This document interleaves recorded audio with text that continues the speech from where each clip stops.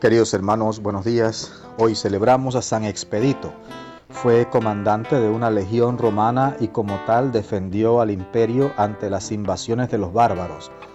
Al convertirse en cristiano fue martirizado, posiblemente por orden del emperador Diocleciano, en Militene, Armenia, hoy Malatía, Turquía.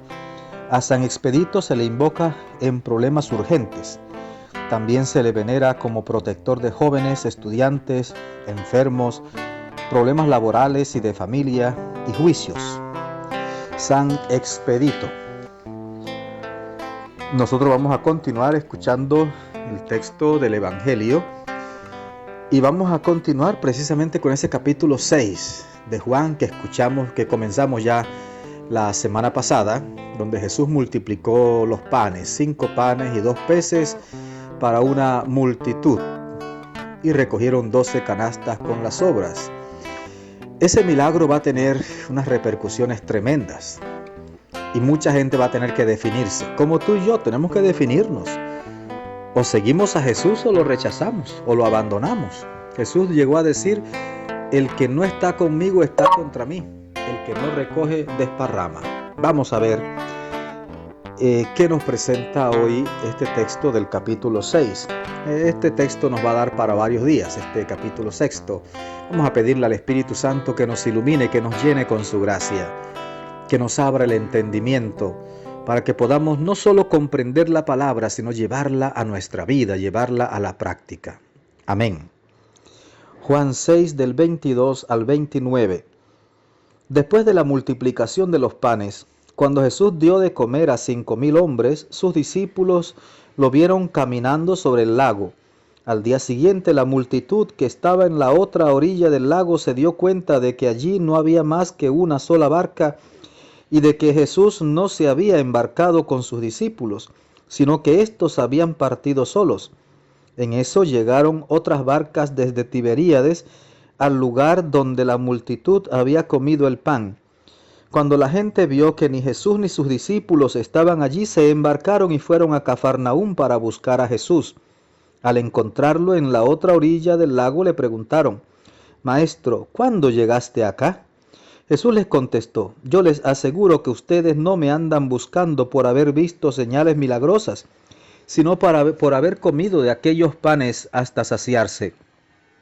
No trabajen por ese alimento que se acaba, sino por el alimento que dura para la vida eterna y que les dará el Hijo del Hombre, porque a éste el Padre Dios lo ha marcado con su sello.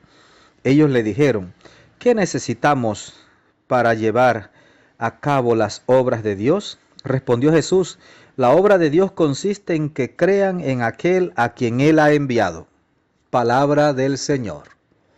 Gloria a ti, Señor Jesús. Pues queridos hermanos, aquí comenzamos a adentrarnos en el misterio eucarístico. Todavía hoy Jesús parece que no, pero ya comienza Jesús a hablarnos de su cuerpo y de su sangre, ya comienza. El texto de hoy es muy significativo. Fíjese que el sábado, cuando escuchamos ese momento en que Jesús alcanzó a sus discípulos caminando sobre el agua, Jesús, ¿dónde sube? A la barca. ¿A qué barca? A la barca de Pedro. La barca de Pedro siempre va a representar a la iglesia. Jesús siempre busca la barca de Pedro, busca la iglesia y sube a la barca de Pedro, sube a la iglesia y permanece en la iglesia. Ahora fíjese que esta gente que anda buscando a Jesús se dan cuenta que solo había una barca. Y es que sigue habiendo una sola barca, no son 2 barcas, no son 2 iglesias. Cristo no fundó 2, ni 5, ni 10,000 iglesias, no. Fundó una única iglesia fundó Jesús. Solo hay una barca, la barca de Pedro. Tú debieras evaluar un poco. Primero, errores vas a encontrar en todos los grupos humanos. Errores y pecados y delitos en todo grupo humano. Pero tú crees que puedes alcanzar la salvación eterna rompiendo con la iglesia que instituyó Jesús y buscando una iglesia que quién sabe quién instituyó y por qué motivos? ¿Acaso crees tú que hay algo mejor que la obra de Dios? ¿Crees eso? ¿Habrá algo que sea mejor que la obra de Jesús? Yo creo que no. Y fíjate que cuanto más estudio, más me convenzo de eso.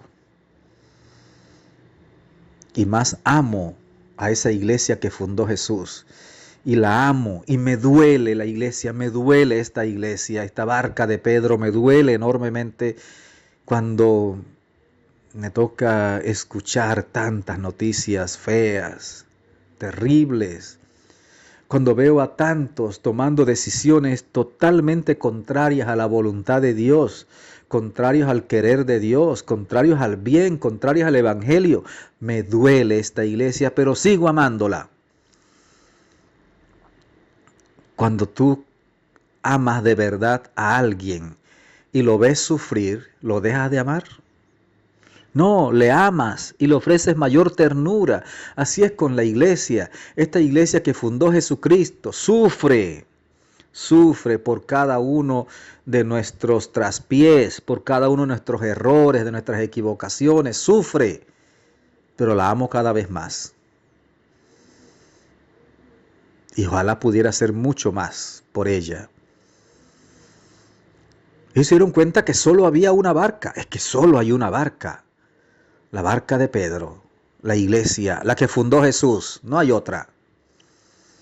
Y fíjense que ellos andan buscando a Jesús, corren de un lado a otro buscando a Jesús hasta que lo encuentran. Y cuando lo encuentran le preguntan, Maestro, ¿cómo has llegado acá?